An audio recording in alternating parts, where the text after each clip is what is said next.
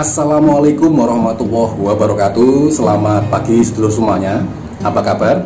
Mudah-mudahan sedulur semuanya selalu diberikan kesehatan, selalu diberikan kemudahan dalam menjalankan aktivitas sehari-hari. Amin. Pada kesempatan pagi ini, saya akan membagikan tutorial cara fermentasi sekam padi untuk kita jadikan sebagai media tanam. Seperti kita ketahui bahwa sekam padi ini sudah sangat familiar sekali, sudah sangat umum untuk digunakan media tanam oleh para petani maupun pekebun, baik untuk tanaman sayur-sayuran, buah-buahan maupun bunga-bungaan. Karena memang sekam padi ini berlimpah ruah ya, meskipun kita beli juga harganya murah dan sangat terjangkau. Nah, saya akan membedakan sekam padi ini menjadi 3 jenis. Yang pertama, sekam padi yang masih mentah. Kemudian yang kedua adalah arang sekam atau sekam padi yang sudah melewati proses pembakaran. Kemudian yang ketiga adalah sekam busuk atau sekam lapuk yang mengalami pengomposan secara alamiah. Nah, saya ingin mengulas sedikit ya, bahwa sekam padi yang masih mentah ini juga bisa sebenarnya buat media tanam, akan tetapi sangat rentan sekali diserang hama penyakit maupun buat sarang serangga, terutama adalah kutu putih. Nah, kutu putih ini sangat bahaya bagi perakaran tanaman. Pengalaman saya, kutu putih ini selalu ada pada media tanam sekam padi yang masih mentah dan biasanya menyerang akar yang masih berwarna putih atau akar muda. Nah, ini tidak saya anjurkan untuk memakai sekam yang masih mentah untuk media tanam. Kemudian yang kedua, sekam bakar. Nah, ini sudah sangat banyak sekali dipakai, terutama untuk tanaman bunga-bungaan. Kemudian yang ketiga, sekam busuk atau sekam lapuk. Nah, ini menurut saya sekam padi yang paling bagus. Karena apa? Selain mengalami pengomposan secara alamiah sehingga membusuk dan hampir menyerupai tanah, sifatnya yang gembur, juga mengandung banyak unsur hara dan ini sangat bagus sekali buat tanaman. Nah, kali ini saya memiliki sekam mentah yang ingin saya jadikan sebagai media tanam. Akan tetapi di sini saya akan fermentasi terlebih dahulu supaya lebih aman dan lebih steril. Nah, proses fermentasi ini sendiri akan memakan waktu sekitar 1 minggu sampai 10 hari. Bagaimana cara pembuatannya? Silahkan simak videonya sampai selesai. Yang pertama, kita siapkan sekam mentah. Ini sekam masih fresh ya, baru saya ambil dari tempat penggilingan padi. Ini masih sangat baru, masih hangat. Kemudian untuk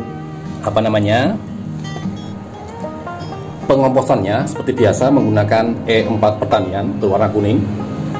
Kemudian molase tetes tebu sebagai makanan mikroba E4 ini. Kemudian tanah gembur ini untuk campuran sekam yang nanti kita akan fermentasi.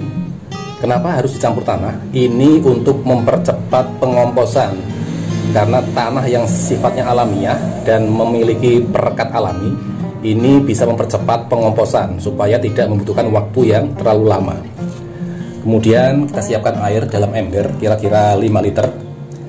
Nah, langkah pertama, kita akan masukkan E4 dan molase tetes tebu ini ke dalam air di dalam ember ini. Yang pertama, kita masukkan mikroba atau mikroorganisme lokal E4 sebanyak 2 tutup. 1, 2. Kemudian untuk molasenya juga kita menggunakan sekitar 2 tutup. Kita langsung saja ya, kita kira-kira 1, 2. Nah, cukup. Kemudian kita aduk supaya molase dan E4-nya tercampur secara sempurna.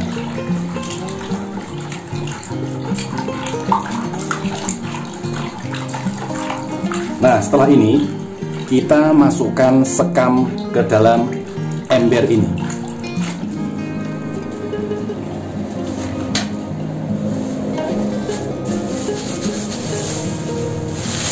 Kita masukkan.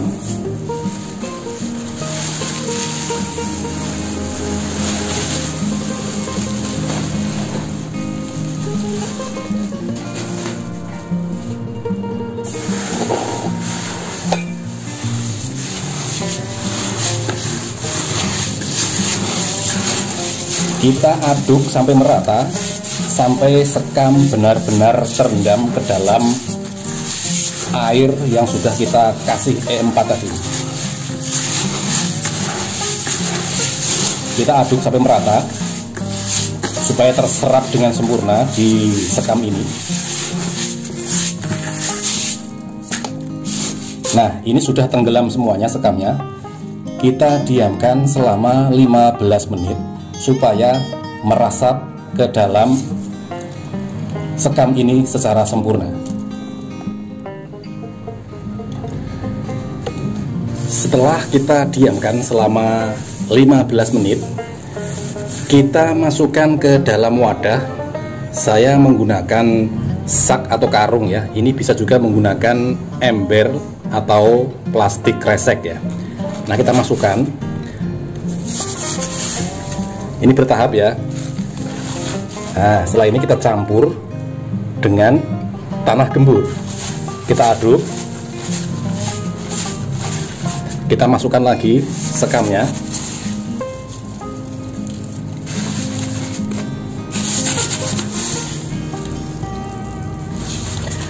Kita tambah atau kita kasih lagi tanah gembur. Kita aduk kembali sampai proses ini sampai selesai ya.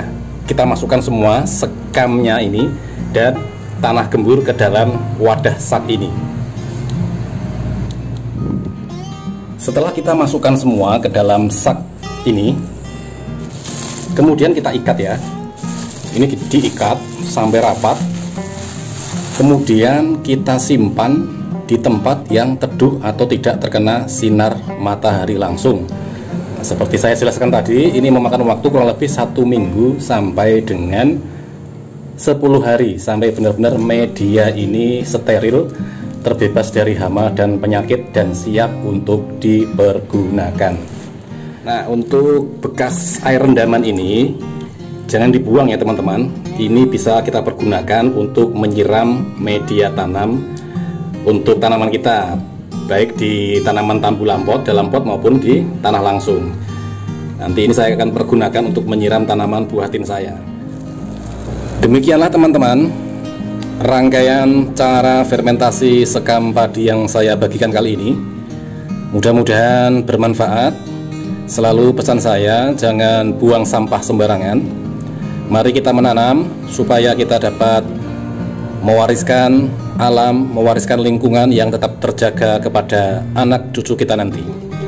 Sampai ketemu kembali, selamat pagi. Assalamualaikum warahmatullahi wabarakatuh.